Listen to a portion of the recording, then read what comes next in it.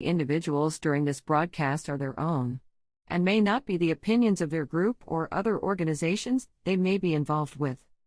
All medical advice during our broadcast is not a medical opinion and should be checked with your medical physician. This show is a rebroadcast of the Green Crush podcast with Alan Park. Heard on 420radio.ca and seen on cbgtv.com. Let's fire up today's crush.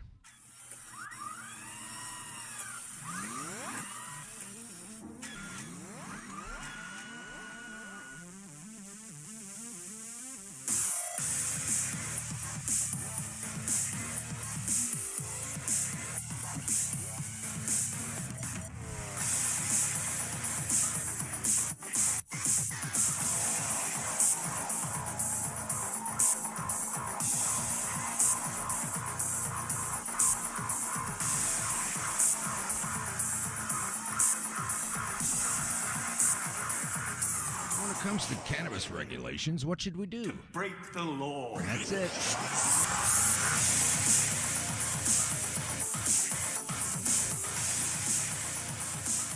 You will want to hear our guest today, for sure, 100%. You need to hear this stuff. Unlike what's going on in Hollywood and the Pentagon and the White House, this is real stuff. We have a guest with us today in studio. And yes, I have moved to the other side of the table for those astute followers of the show. And yes, I do have my tie on. I know I don't have a collar, but I got the tie on, so that means I'm 100% telling the truth, right? That's what you always believe, right? Well, I don't know. Everybody doesn't wear a tie to tell the truth, but I do, because that's how we get reminded that the guy's telling the truth. So who do we have to hear today? We have a former enlisted person in the Canadian Navy.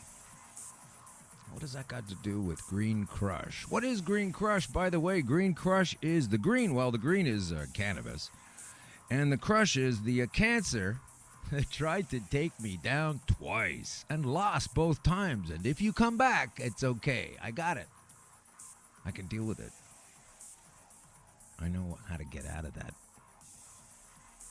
I feel like I'm Penn and Teller sometimes. These are the magicians who do their tricks and then show you how they did them to debase their competitors and drive entertainment from that, to derive entertainment from showing you later how to do the tricks that they do and how to undress the alleged magic that everybody seems so mesmerized by.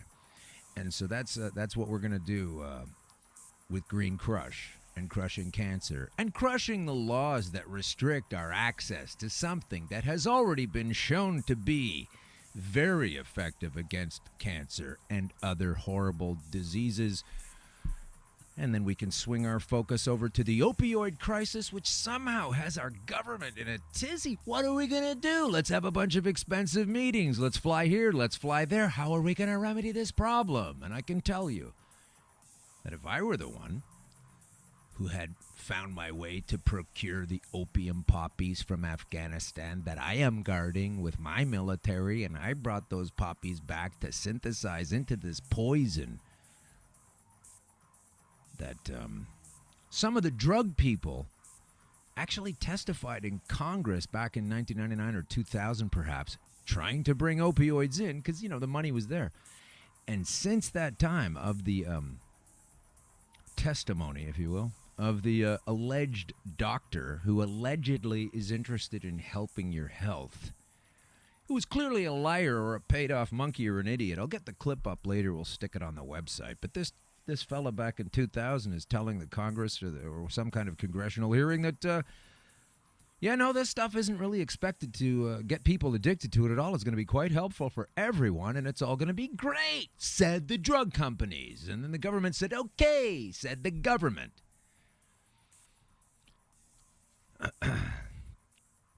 So That's where we're stuck with now, this opioid crisis of spending millions and bajillions of dollars to try to figure it out. And all you have to do is arrest the sons of bitches who are bringing in the opium in the first place to make these opioids. Then you go to the facilities that make these opioids and you shut them down, as you would do to me if I were making these opioids and selling them for gross profit out of my kitchen. That's what you would do for me. That's what you would do. You would bust me or anybody else. Somehow these guys get away with this stuff. And when I say somehow, that's an S with the two lines through it. And they go to the government and say this. Since 2000, opioid addiction in the United States has killed 300,000 people. And all of a sudden, ISIS is going limp dick because they'd love to do that. And we put so much money into defeating ISIS, but the homies at home cranking out this stone of terror, this opioid addiction to your death, somehow get to keep on making that stuff while the politicians fly around and have expensive conferences.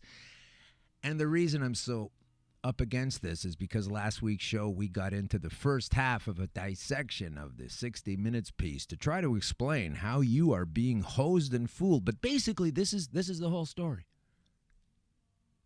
The drug companies manipulated the politicians to allow the opioids to become a crisis.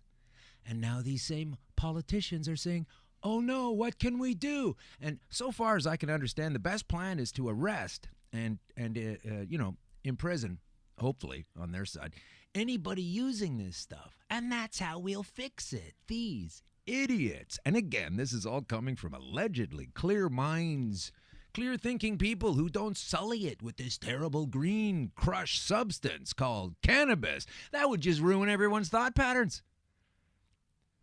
Yeah. This veil is coming apart. The bullshit veil that's been surrounding this terrible poison and the ways of government, and not just that, everything is coming apart. It's the best. I think it's really good that Hollywood is imploding. And I'm not being facetious. It's kind of like when you have an old house and it's all terrible. It's kind of cute, it's kind of neat, and you kind of remember it. But basically, it's rotten to the friggin' core. Time to tear it down and rebuild. So let's do that without all of the pedophiles that have been making movies lately. But that's not fully what this show's about. I'm just saying these are the government people doing those kinds of things and the establishment people doing those kinds of things, telling folks like us who want to heal, telling a person like me who was on death's door that I'm not allowed to try this thing and I shouldn't use it and it's bad. I don't have a fuck you strong enough for these folks today. I don't want to muster it. It's not worth it. Especially when we do have our guest, Don Mcilmoyle, will be coming in shortly. And you will want to hear her. Yeah, there's been a high-profile arrest, and there are more coming. And I am not now referring to the Hollywood pedophiles or anyone on Team Trump. I am referring to the gentleman in charge of the company INSYS. INSYS. This scumbag is brick number one of the coming down of the criminal empire. There was an arrest, and people weren't really talking about it because drug companies are always correct, and we always have to believe them. But the INSYS guy, Kapoor, his name is, and he has been charged. Let's pull this up. He has been charged in the opioid marketing crisis. Finally, they've got one guy who is legitimately a son of a bitch, and I hope he goes to jail. Of course, you know, when you're making profits in the pharmaceutical world, that's billions, right?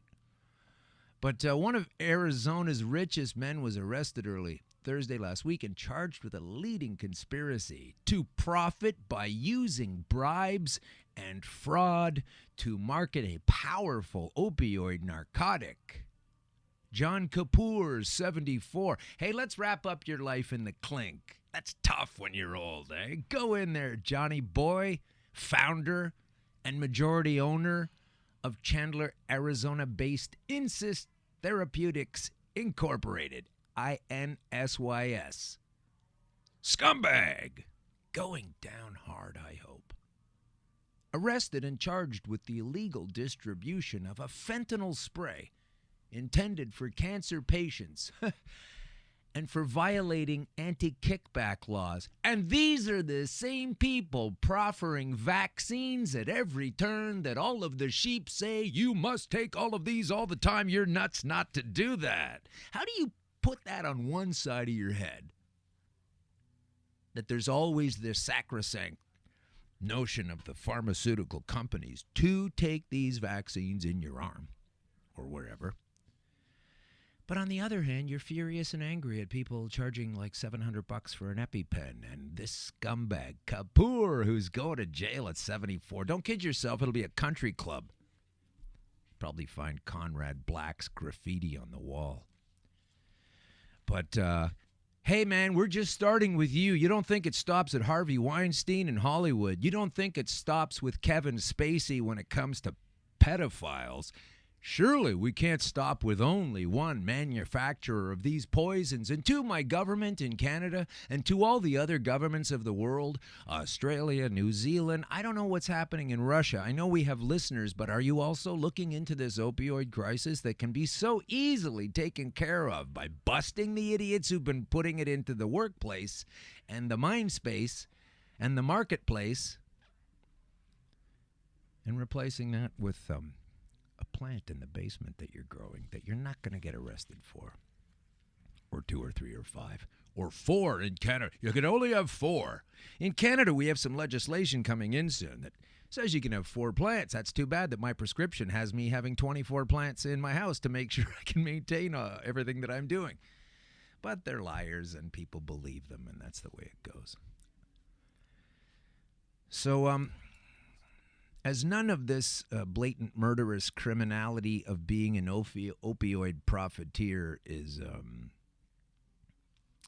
demanded from others, you have to trust in this industry, and you have to insist on mandatory vaccinations from these same people that are involved in a criminal activity.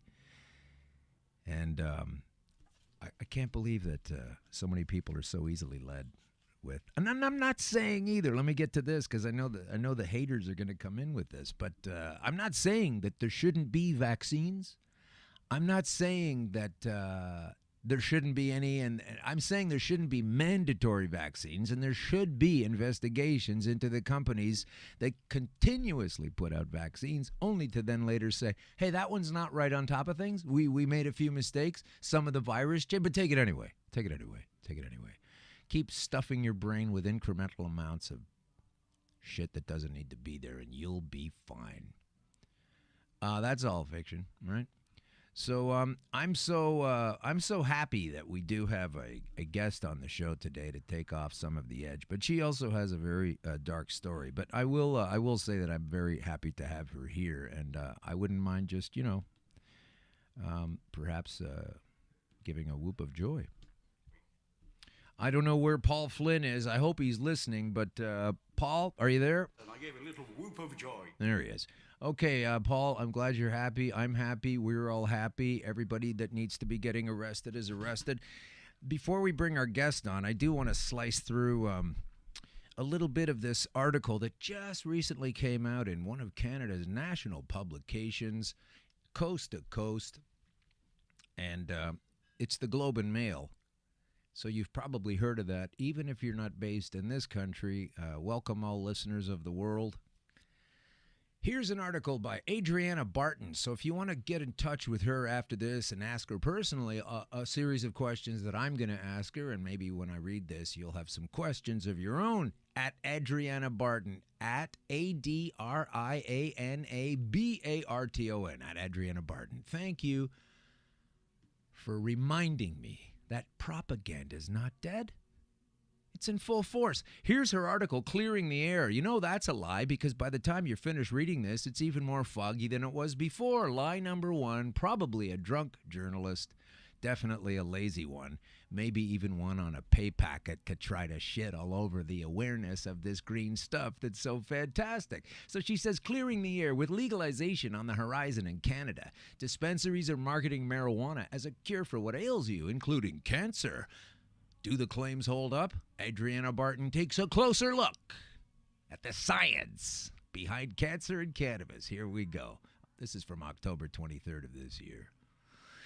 In a lab at the University of Nottingham in England, brain cancer specialist Richard Grundy is growing cells from children's brain tumors to see if cannabidiol, a compound in marijuana, can kill them. Brain tumor cells rarely thrive outside the body, though, so he'll be lucky if half a dozen cell clusters survive long enough to study the hunch. It's his hunch. Even if the compound snuffs out cancer cells in the lab, there's no guarantee it would do the same in humans.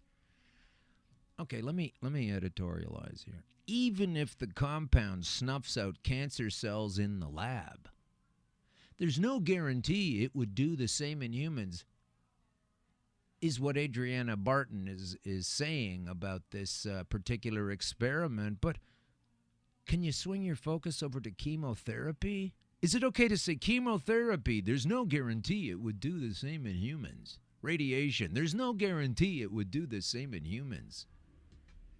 So that's a completely empty and disingenuous statement, but you can see trying to chip the mindset of focus onto going, well, this doesn't work to the average reader. Here's my favorite sentence almost in the whole piece. But, he said, one has to start somewhere. Do you, Richard? Richard Grundy, 2017, busy in the lab, starting with cancer research. That sums up the current stage of research on cannabis and cancer. It's at the start. Now we're back to Adriana Barton.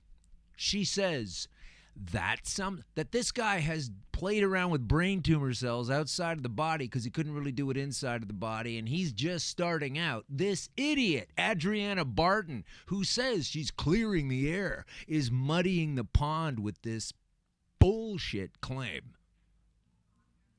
That sums up the current stage of research on cannabis and cancer, you lazy fucking journalist. Holy shit.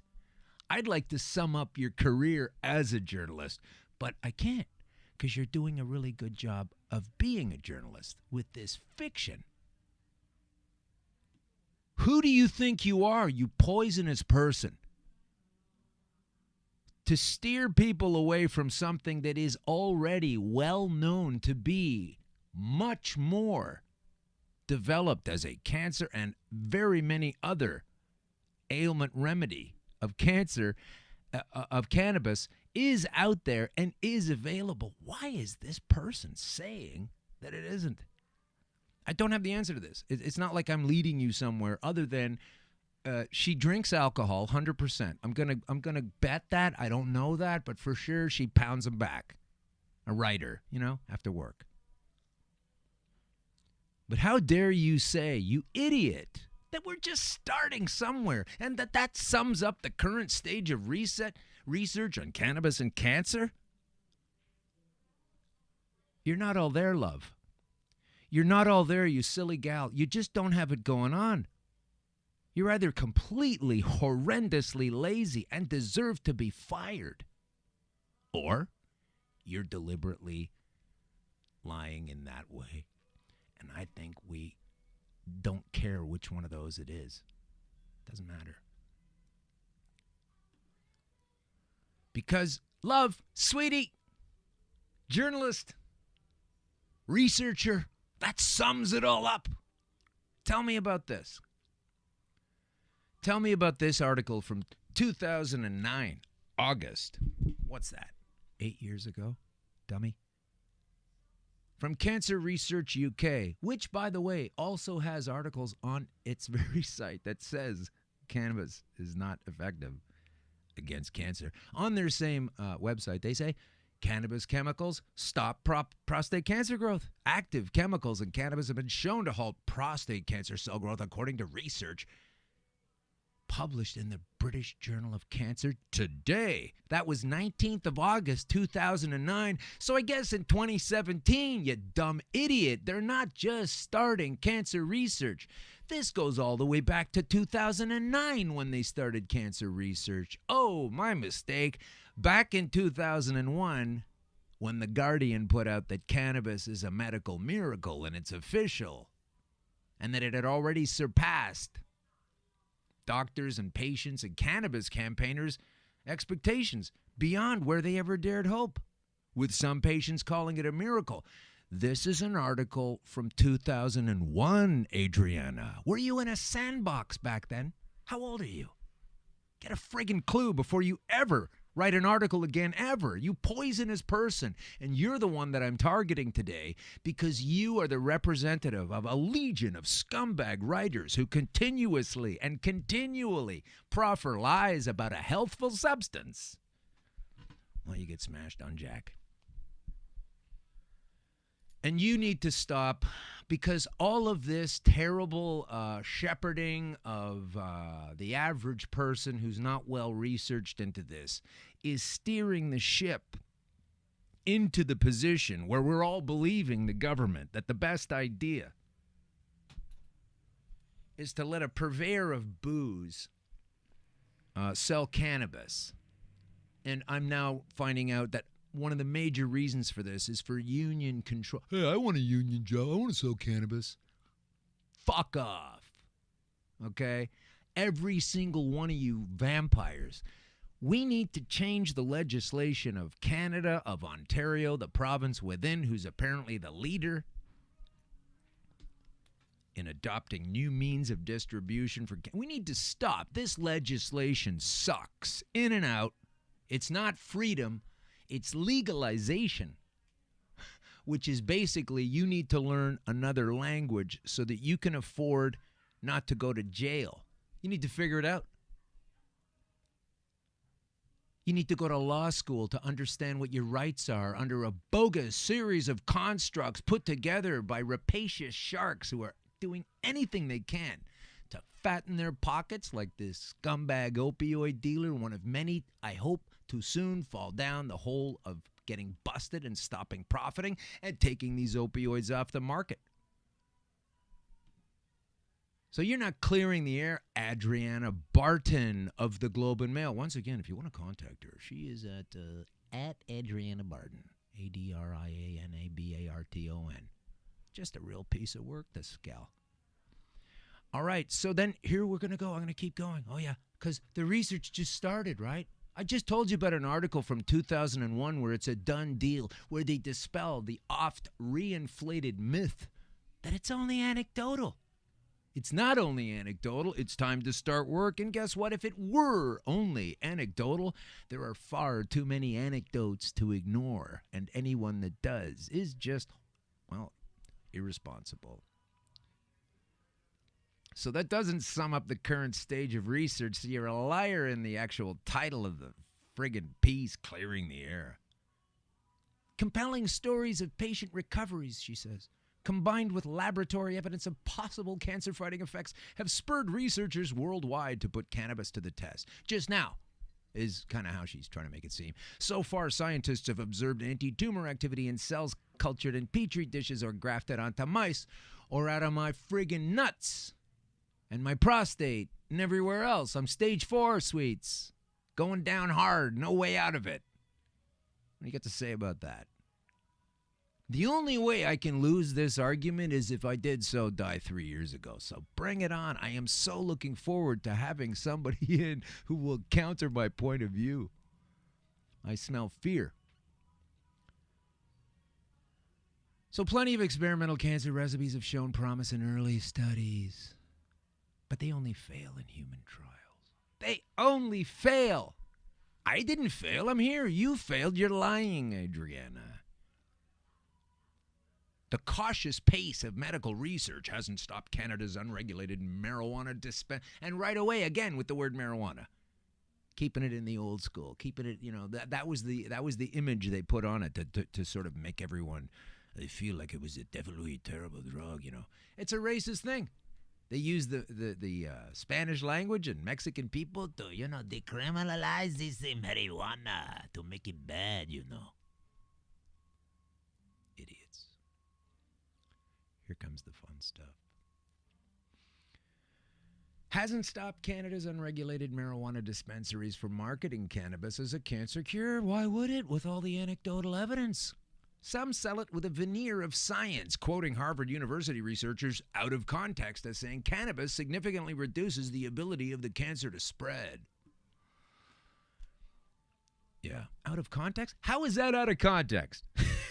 Cannabis stops the spread of cancer. It's called apoptosis. How's that for exhaustive research? Cellular suicide of cells that have decided that they can't handle the cannabis attack and they kill themselves. Just an idea. What do we got here? Oh, here we go. Right up my street. And I'll close it out after this. We're going to bring our guest on soon. That's Dawn Mcilmoyle. She used to be in the Canadian military. She's got some fascinating stories about why she got into there and why she got out. So, some quoted out of context saying cannabis significantly reduces the ability of cancer to spread. That's not out of context, love. I'm sitting here. I'm sitting here without any of the strictures and problems that go along with suffering from stage 4 cancer, love. Okay? Why don't you come down here?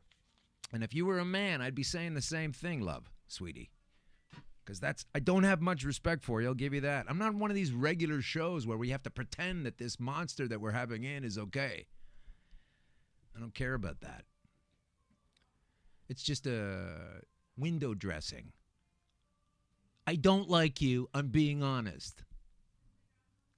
This isn't just a shitty piece you wrote. You're affecting the mindset and the views of people that may be turning down a viable option for recovery while you sit there, scratching out some other pile of nonsense. Others, she says, link to a video with 1.2 million YouTube views featuring Rick Simpson, a Canadian living abroad, who claims homegrown cannabis cured his skin cancer. Several websites take a conspiracy theory approach. Yeah. Describing a high-potency cannabis oil called Phoenix Tears, which is what I used to get out of this, by the way. Maybe I'm not making a big enough noise. Maybe you didn't know I was out there. Maybe you didn't try to come and get me because you never heard of me. Maybe you did and you didn't want to ask me anything to undermine your story. Do you get paid by the word? And do you get paid by the word if it smells like poo? Because you must be loaded right now. Phoenix Tears as the cancer cure the government doesn't want you to know about. And the reason Rick Simpson says that is because it's accurate. And Adriana Barton, if you're going to sit here and try to besmirch the character of the man that invented the elixir that has brought myself and so many others back from the frigging grave, then how about this?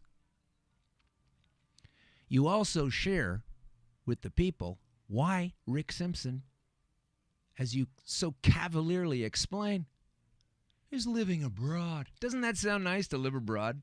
Oh, he's living abroad. Isn't that cool? So basically what you're saying is you didn't contact him for the piece either with your exhaustive research. You didn't even call him. You're just going to toss out, he's living abroad. He's living abroad in Croatia or somewhere, I believe, because the idiots at the helm who snap your whips and the Canadian government have decided that he can't live here anymore. So don't be such an idiot about it. We'll get to more of your nonsense either later on.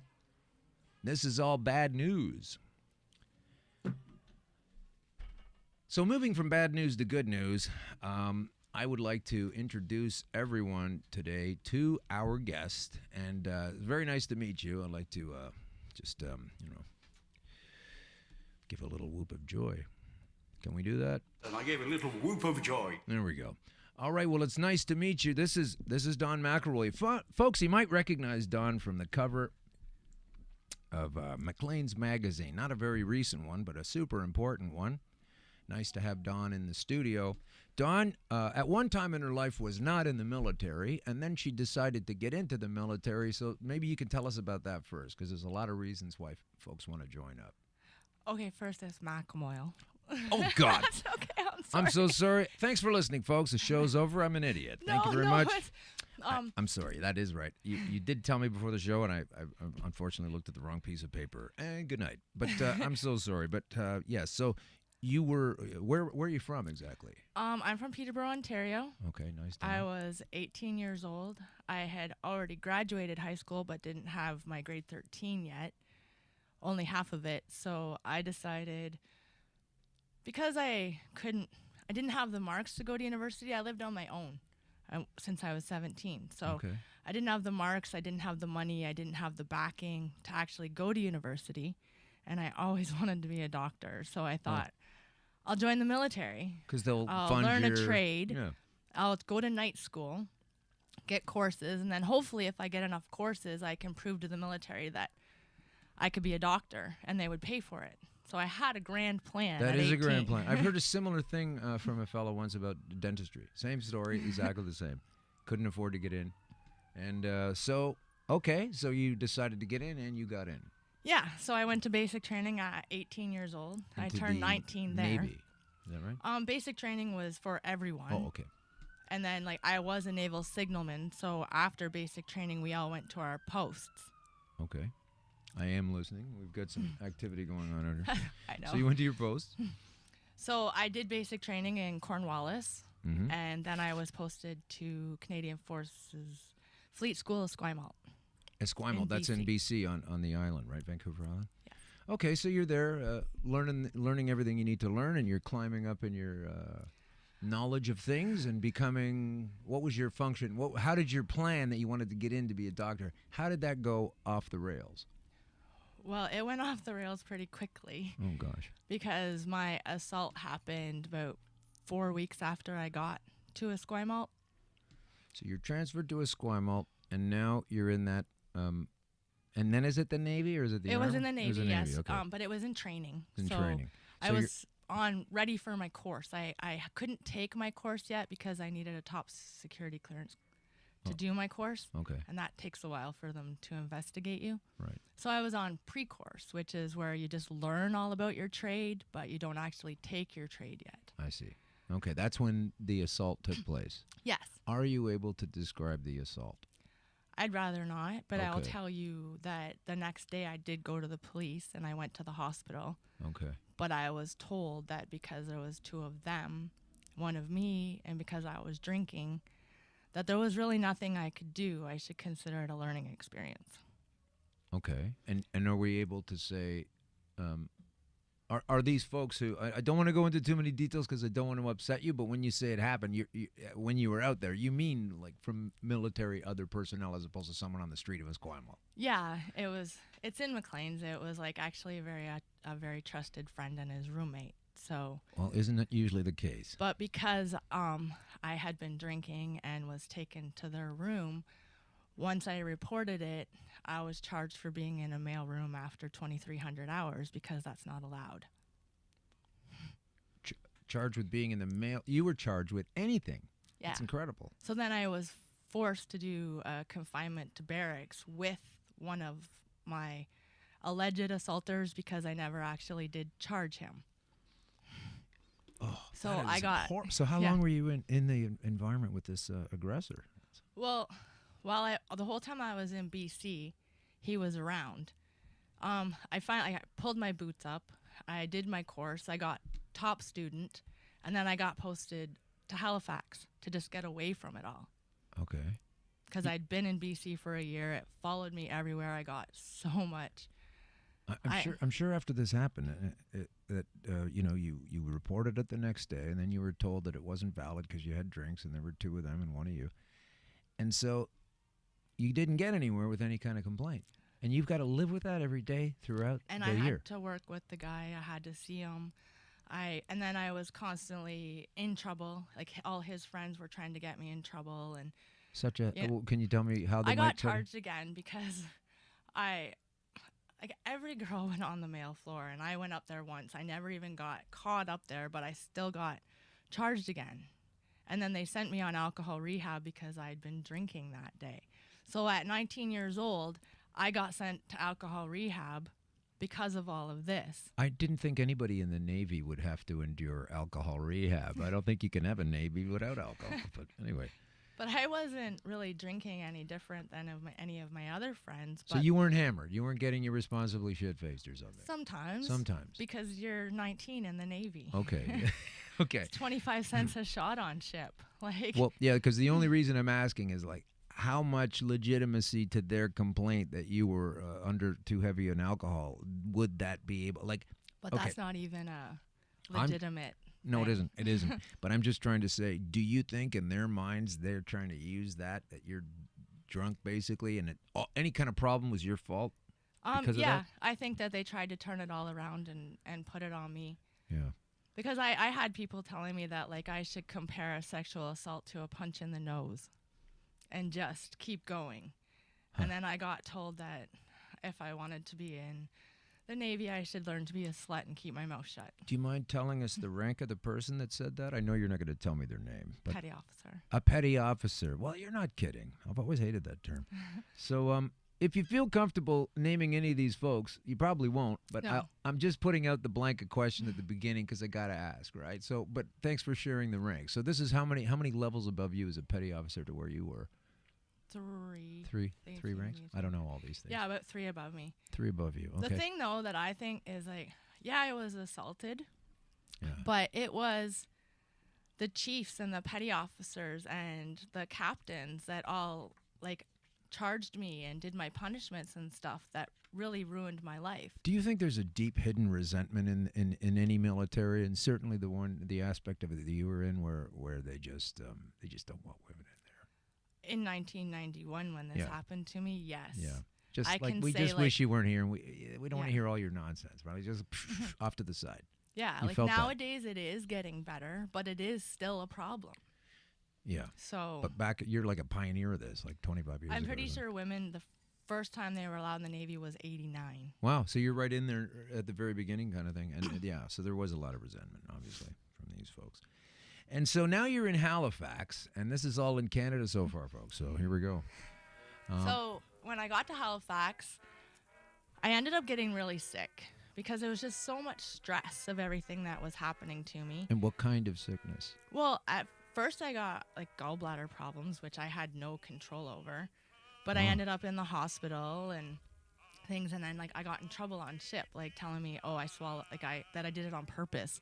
And I was like, did I swallow sand to get gallstones? Like, I'm sorry, no. And then I started to get harassed on ship, and I asked about my divisional officer, and I was told I didn't have one. So, You didn't have one. That's Yeah. unusual, isn't it? yeah. Yeah. So then the stress was just getting to be a lot, and I ended up losing like 30 pounds, and I had been seeing a psychiatrist because of all of this, and he just put me A ashore. Navy psychiatrist. I guess, It was in the actual base hospital, but I think at this point it was a civilian doctor, a civilian psychiatrist that had just come in on contract. Right. And then I ended up in the psych ward because I had lost so much weight and just the stress, and I'd had 2 operations in 4 months. Did you feel when you were in the psych ward that was a legitimate place for you to be? Because some people go, oh, God, thank No, God I'm here." because at the time, the guy that I really, really liked worked in the hospital on the floor that the psych ward was in. And I said to all the doctors, I can't be here with my roommate that I lived with as one of the psych nurses and the guy that I like around the corner. And they told me to just smarten up and get with the program because I asked to go to the civilian hospital. And Because again, this is all in Halifax? Mm-hmm. Okay. So then you're in the psych hospital. So in the psych hospital, I ended up saying that I didn't want to be here anymore, which kind of meant that I wanted to die. But within a week, I had my release. And all this time, were you on any kind of medications? I did start to take Prozac, but I really don't like medication. So I would take it, High five. and then I wouldn't. Yeah. And then they released me within a week. I was on a bus with 3 great big bottles worth of Prozac to go home. Like Wow. enough to kill myself, Yeah. really. And you're coming out of almost a suicide watch, and they're sending you home with enough drugs to make that happen. The last place I wanted to be was home. Yeah. I just failed. So I felt. there you were, failed at home with all these drugs. Then what happened? I don't really remember a lot that happened, but I kind of woke up 6 weeks later in a psych ward in Oshawa, and the doctor told me that I was pregnant, which Wow. I didn't even know because in the military they told me I would never have children. Why did they tell you that? I had a bunch of tests done, and they told me that I had all of these problems and I would never have children. Huh. So when the doctor told me, I was kind of like, how did that happen? But I mean, I was in a really bad spot, but I saw that as a reason to live. Good for you. Right. Because you were so marginalized and suppressed. That was your way out, ironically. Yeah. Yeah, that's so a fascinating thing. I've also been through the same thing in that way. Like, there's nothing you could do, anything about it, and that's how I found my way out. So I had my son, and that was Right. like a reason to live. And then I got married to an abusive man, had another son. Oh, But gosh. then I decided to go to nursing school because I always wanted to be a doctor. Right. Right. Still had And- that going. Yeah. Nice. But here I was in a different place, 2 kids, couldn't really afford to go to be a doctor, but I could afford to go to 5 years of university. Yeah. So I went back to summer school and high school at like 27 to take chemistry. Yeah. And then the next year to get my OAC chemistry. And then I got into the nursing program at Trent University. Okay. So I worked full time, had Yeah. 2 small children. I was divorced by this point. Had 2 small children, worked full time, and went to nursing school. Okay. So you became a nurse, Yes. and you are a nurse. So I got my Bachelor of Science in nursing. Fantastic. And I tried really, really hard to be a nurse, and I loved it more than anything. Yeah. But then I had teenagers, and I Right. had PTSD, and I was in some work environments that weren't the most healthy. And along And- the way, your PTSD, how were you managing this, or just waking up to it every day? Were you taking pills or any kind of thing? I was so medicated. On? At one point, I was on 1,500 milligrams of Seroquel. Oh, that's a serotonin something. What does that do? Make you sleep or It's something? like an antipsychotic. It kind of like slows things down in your brain so you don't hear things and stuff.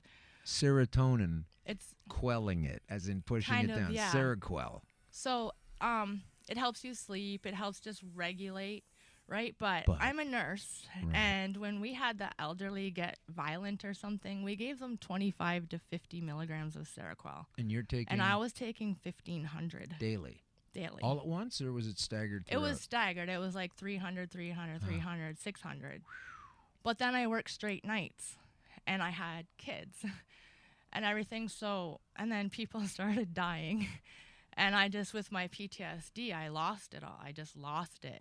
Who people started dying? Because I worked in nursing homes Oh, I see. and Right, stuff right, right. like Your that. patients and folks around you were just popping off all the time. Yeah. So that's you're not even recovered from PTSD. Now there's more like constant death swirling around. You're in this vortex, right? Yeah. Okay, so how did you then move out of that? Because we're working towards eventually your cover story on the Maclean's magazine and why Well, that that- was and how it went down. Was way back, like after I had my second son, I was trying to get my pension.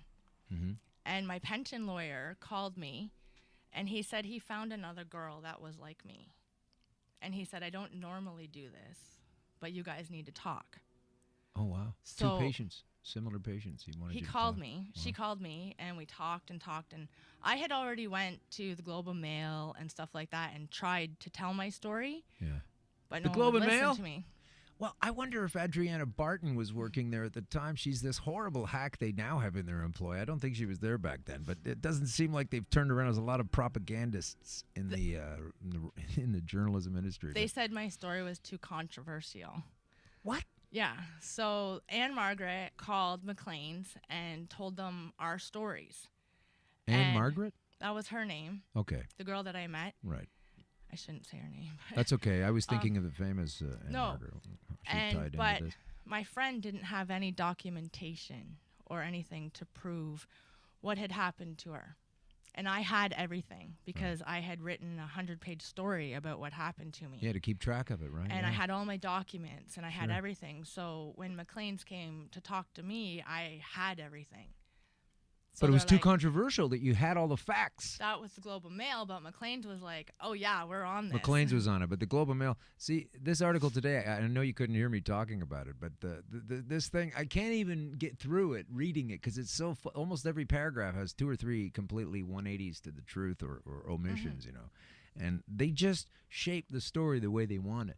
But for the Globe and Mail or anyone in the press to say, that's too controversial, I just thought if it's new and if it's happening and if you found out about it, and it's controversial, you get it on there. That's the thing you do put on. You know, not to avoid that. That would be the whole game, I figure. But I guess I'm wrong. Well, So from the time I talked to them to the time that came out was like 3 weeks. yeah. And I didn't even, like really know. I was going to Toronto one day and I went in the store and there was my face everywhere. Oh, wow. From the Maclean's magazine. You're walking by like bookstores and everything. And Yeah.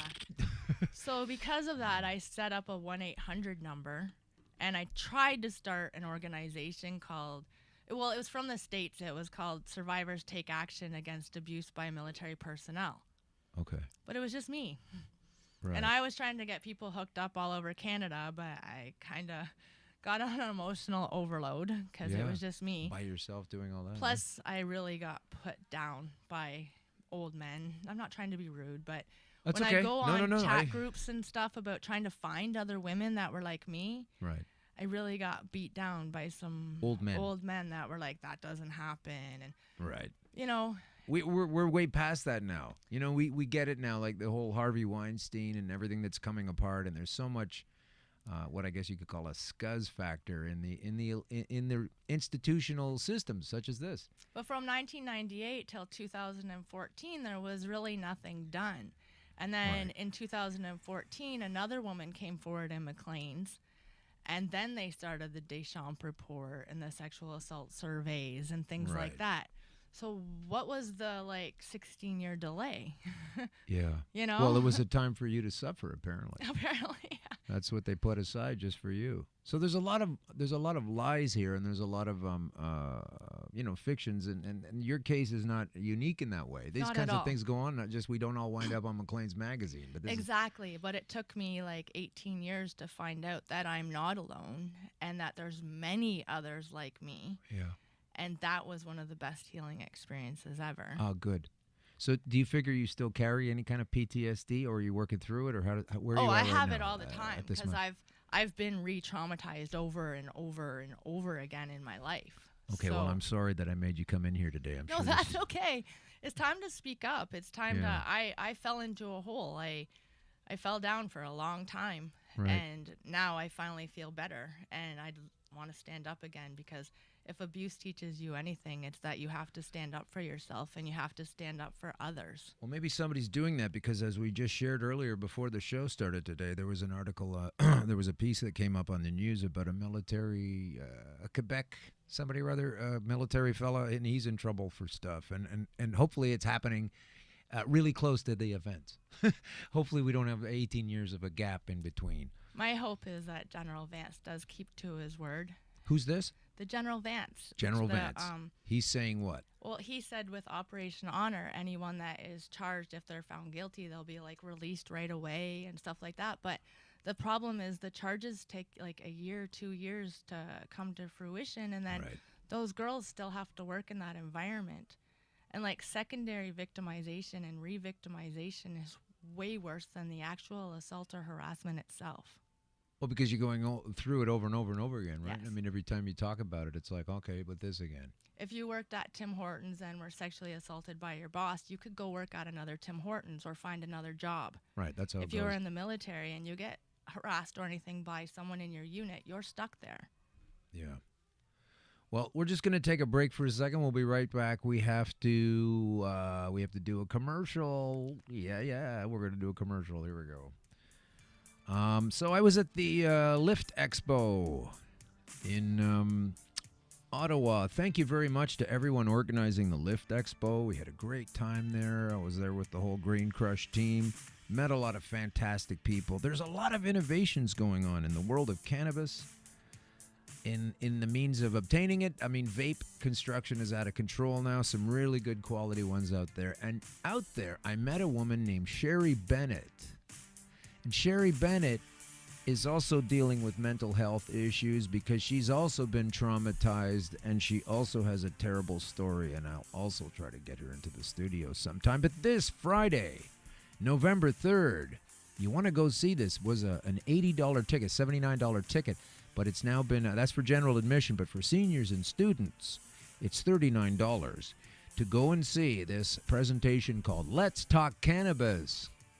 And it has to do with HR and legal considerations. So on the stage at the Richmond Hill Center for the Performing Arts, the Let's Talk Cannabis series is the platform for professionals to access industry-leading experts for factual information and guidance. And there's a word you don't often see regarding cannabis is factual. So the box office number there is 905-787-8811 or online at rhcentre.ca. Let me spell that for you. RHCENTRE, because we flip it that around in Canada. It's not ER. RHCENTRE.ca. And there, Sherry Bennett will be explaining everything for you in what happens. Now, what's going on there is a percentage of the sales go to charity. And the charity is High Notes Avante. This is music for mental illness. Again, $79 general admission. And this is a huge thing because the focus is the world is looking at Canada with this. We are trying to set the stage. And what is this?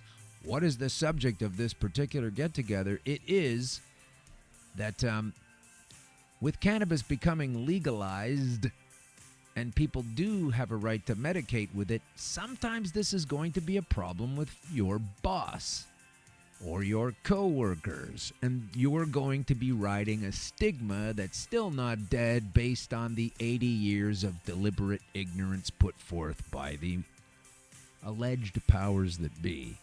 So what's going to happen is eventually you're going to have a legitimate cannabis subscription for your legitimate needs, be it PTSD or otherwise, and there's going to be some jerks at work that want to give you a hard time. Some of them might even be your boss. Well, you can't smoke that here. You can't use that anywhere here. Meanwhile, they won't be saying that to folks on Ativan and all kinds of other Seroquel types of things. But we still carry the stigma beyond legalization. So understand that this particular Friday, November 3rd, $79. Here's the website, www.letstalkcannabis.ca. You can spell that. There's no apostrophe. www.letstalkcannabis.ca. It's for charity and it's for awareness. This is part of the paradigm shift. Okay, so I don't do a lot of commercials. You guys know that. This is a paradigm shift. We're moving from how we used to arrest people from cannabis to a new system of how we arrest people for cannabis. So it's going to be important to pay attention to that. Once again, here's the number if you want to call, and some older folks might want that, right? Because they're asking for seniors and students to come. So here's the phone number again. One more time, it's 905-787-8811 or online at rhcentre.ca. And again, they're looking at us, Canada. We got to do this thing. Thank you, Sherry. Wonderful person. Okay, let's go back to Don now, who's sitting here patiently waiting for this to move along. So, okay. So now what have you been doing all this time to mitigate your PTSD and to be able to be a mother and all these things? Like, I'm guessing, I'm sensing at some point you've made some kind of transitions, and I'd like to hear where you were with your meds and where you're at now and how you're doing. Okay, so I've been on meds for a long time. Sorry. I started using cannabis quite a few years ago, but then I felt really, really guilty about it because the only way I could get it was for my kids to get it. I've heard that, yeah. Because they're teenagers and I'm an adult and right. Run not off to many school people... and score mommy a dime bag, that kind of thing, right? Well, no, it wasn't quite like that, but it was hard because then other parents are like, oh, your kids are getting you weed and you're like, and really judgmental. Yeah. And I get hurt when people judge me because I've always used it to feel better and to help me with my anxiety. Right. And stuff like that, but people don't see it that way. And I am the type of person that I would take my pills for 6-7 weeks and then start to feel better and then go off them because just marijuana would work for me. Yeah. But then all the doctors are like, you're going crazy, you need it. Right? So you're going crazy? That's what they told you. I've been told that? a You've lot. heard that come at you like you're going crazy. Someone in an MD said that to you. Yeah, I've had them tell me that I'm irrational, that I'm all over the place and unstable. But yes, sometimes I am because I have PTSD. But when I finally got like a little bit of separation from my children, and I moved to the country, and my husband was Indigenous, and he kind of showed me that everything was alive. And I found marijuana for trauma, and I got a prescription. From a decent doctor was on your side, said, okay. Yes. And when was that? That was in about 2015, I think. Oh, okay. Okay, that's more feasible. to me. So I Yeah. had been just getting it from my children for before that, but once Sure. I got a prescription, I was like, oh wow. Did you find a quality difference at all from what your kids were buying and what you were Yes. taking? You did? Well, and it was more controllable too, like what I could actually get. Where with my children, it's like, oh, Yeah. it's this kind, Yeah. but what is that kind? Right. You know. And then you like it, and then later that one's not available. Mhm. Yeah, yeah. So I went through a couple different licensed producers just with quality and product and stuff like that, and then I hooked up with Canna Connect. Oh, Canna And Connect. Med Tell us Relief. about that. Oh my goodness, they are Tell us about amazing. Canna Connect because we read their stuff all the time. I've not mentioned them on the show, but they I seem to called be them great. and explained my situation because when the government came with that they would only pay for 3 grams, I was kind of freaking out because I use about, like, this is bad, but my Don't say it's prescription bad. is for 8 grams, but I cook with it. I make tincture. So you need more than 8 grams, but I use 8 grams, Yeah. but I smoke it. I cook with it. what do you make? What do you make when you cook with it? What do you do? Like banana bread, cookies. So- Well, actually, I have a cookbook now that you can make anything. Why didn't you with bring it. that? I should have. Yeah. You should have brought that. You got to bring that. You got to send me that. Okay, because I don't know what I'm doing. I've tried to make butter and things. It doesn't seem to work out. We Well- make cookies that taste like it but don't do anything. The awesome thing is Yeah. because I'm with Med Relief and I'm a veteran, they sent me a free magic butter maker. Oh, the So- magic butter, and it's BUDDER or something, and it's I don't- like a sleeve that makes. Yeah. And Yeah. so I can make anything with that. And Okay. it's amazing. Well, this to me sounds like you're asking me to go back to Peterborough with you. That's the impression I'm getting. You sound like you're set. You make cookies, you make cakes and Yeah. things and drinks and stuff. What do you? I experiment. Sure. Like I made spaghetti with it one night, Oh, like with in the oils and sauce. stuff. Oh wow. In the spaghetti and in the Right. sauce. So you're taking So- this in various capacities, and it's different, right? When you smoke or when you vape or when you eat or Yes. when you go It's all upstairs. different. Like, I mean, you wake up in the morning and you can take some oil, but that's not going to kick in for like an hour and a half. So Right. sometimes you have to smoke it first thing in the morning Right. just to get that, like, You don't have to rationalize that, Yeah. especially to me. But yeah. but you know, like Yeah. but then I get, like, because I do have my license and stuff, people are like, Tell you me. know, like they threaten you because like What? yeah. Because you're legit, they threaten you. Who's they? And what kind of threats? Just like some people I know, they're like, you're because you carry your marijuana around with you. Well, yeah, it's in my container. It's totally illegal, but like I guess because people don't know the legalities Ignorance. of it right Yeah. now. And then they're like, I'm going to call the police on you. Well, I've told every police officer that I meet that I have my license. Yeah. Yeah, You know? people, this is all, I'm laughing because it's ridiculous, but it's obviously horrible. And this is all just nothing but like the faded out smoke, smell, stigma kind of thing that the last vestiges of something that, there used to be a fire, you know what I mean, metaphorically against using it. Now people have been gradually over time. But Well, it still stinks in the room with this Some people ignorance. will be my friend, but then when they find out that like I smoke weed all the time, then they don't. Do you ever really ask them wanna if be they're my on friend. any kind of prescriptions at all, those people? No, but like I've tried like my cousin. I probably shouldn't, but my cousin has a lot of problems, and he's been on morphine for years, Yeah.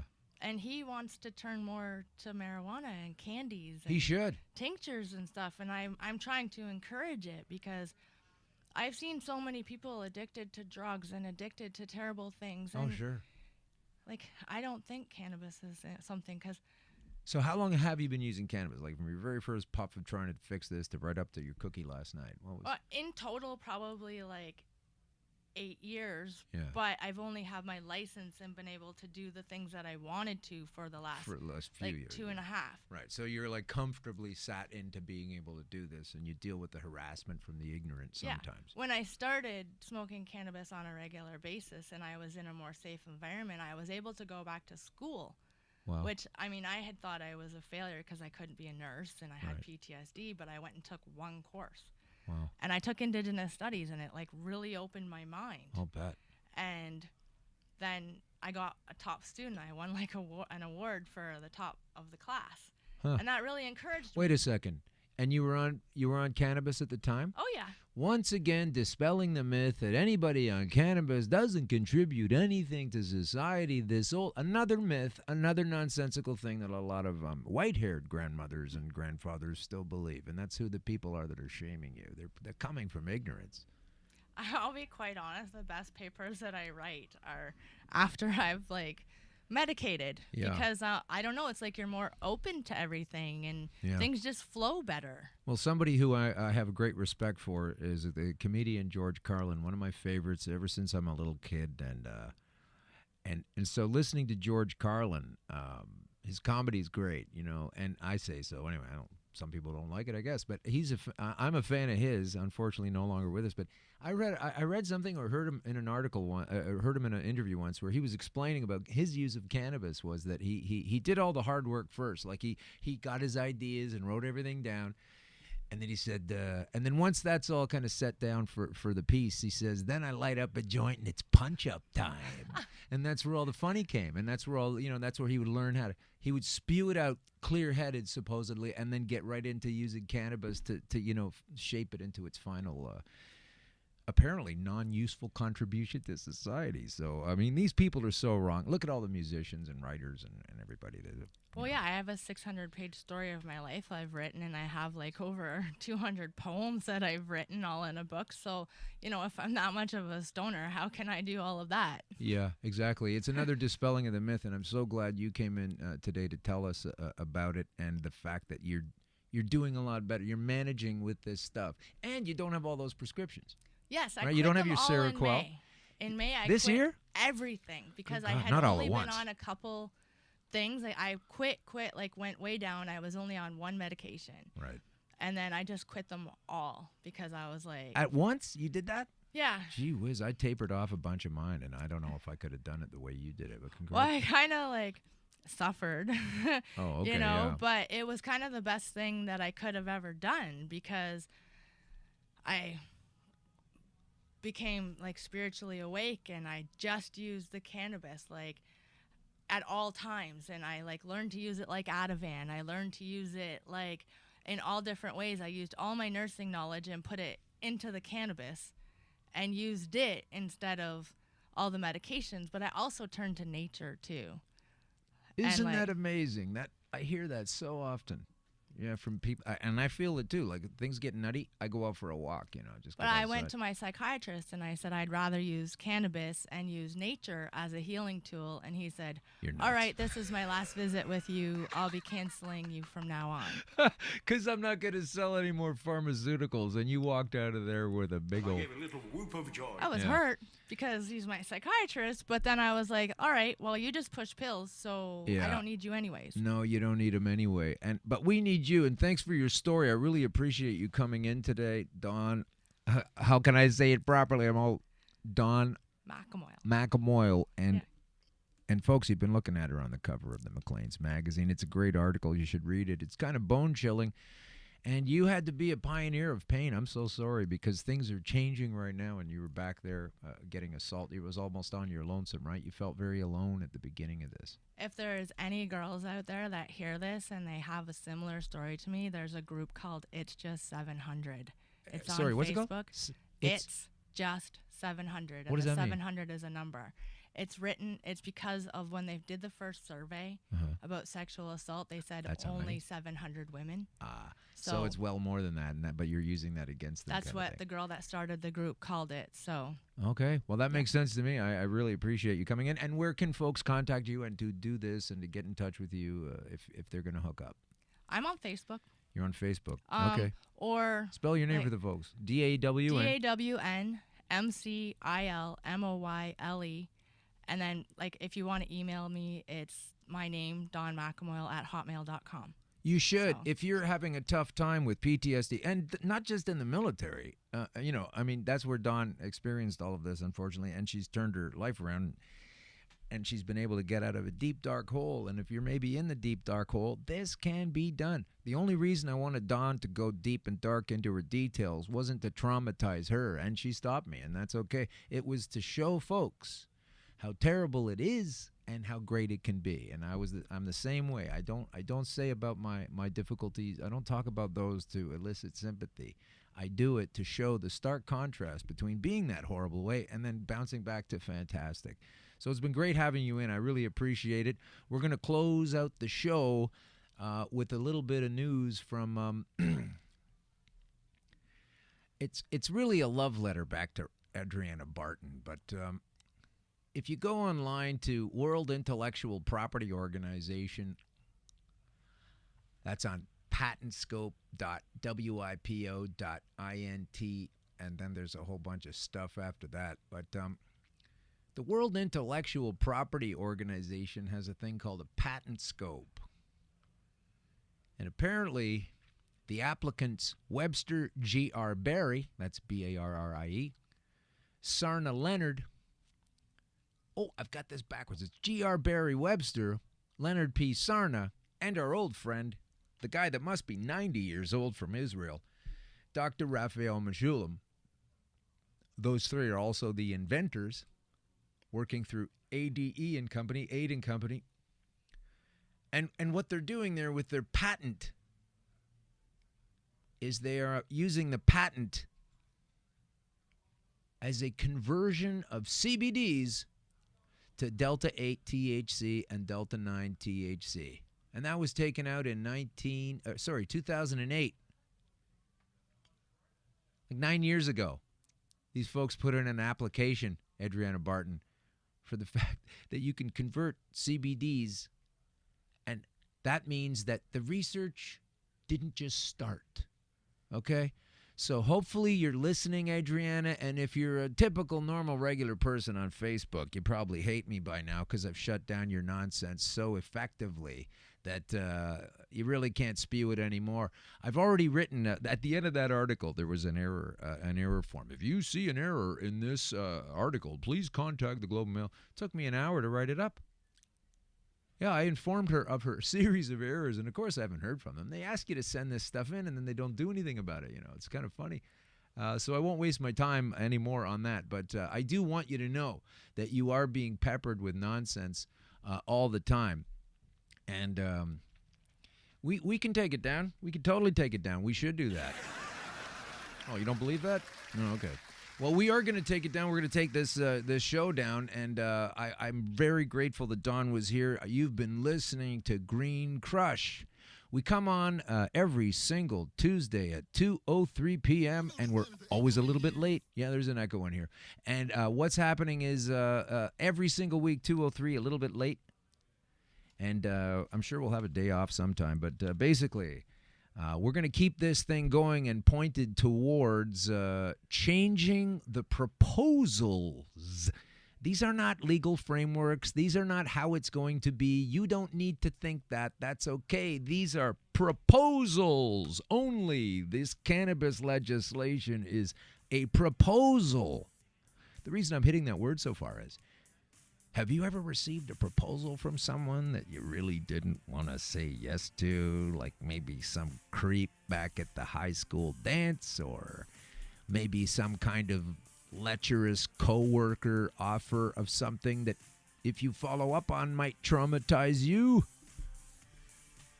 You would say no to that proposal, and I say no to Kathleen Wynne, and I say no to Justin Trudeau.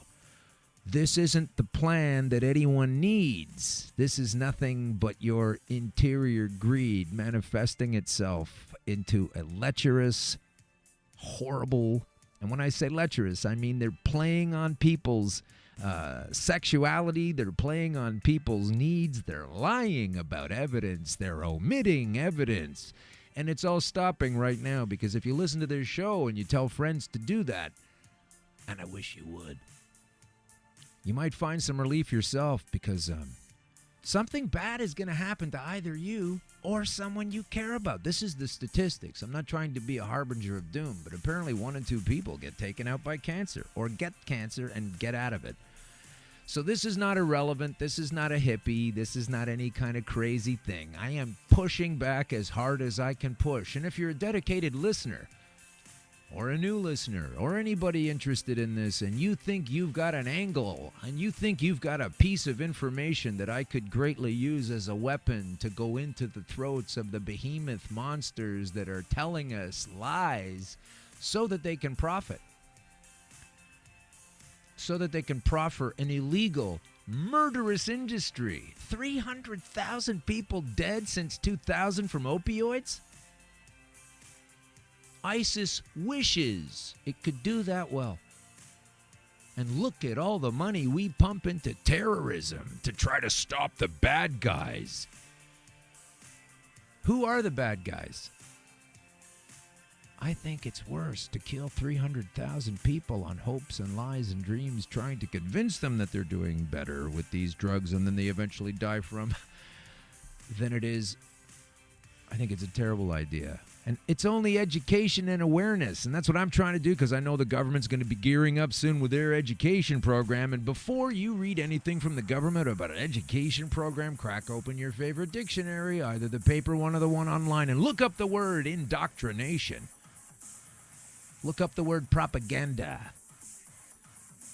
While you're at it, look up the word bullshit, because it's all swimming in there. I'm doing okay. Let's just remember I was dead and dying, and that's it, and you're done, and there's no hope. Only I'm sitting here today to tell you that's all not true.